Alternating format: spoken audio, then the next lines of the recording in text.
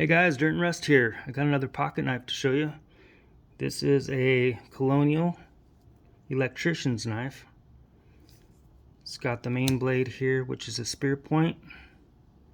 The nail nick there.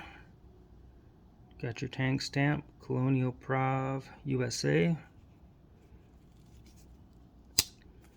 Then we have the screwdriver here slash stripping blade right here, which locks in with this brass liner lock here.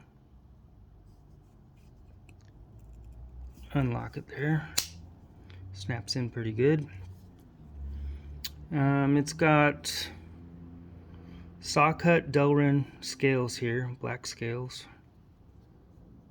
And they used to call this a TL-29. And the TL means tools for linesman. So this was a linesman utility pocket knife they'd probably carry around. Let's go ahead and look at the length here. It's about just under 4 inches. And we'll check out the weight.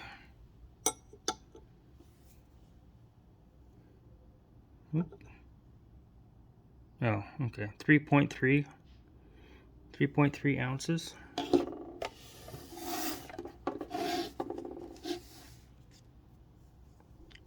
And that's it, guys. Just a cool little pocket knife. Thanks for watching. Bye.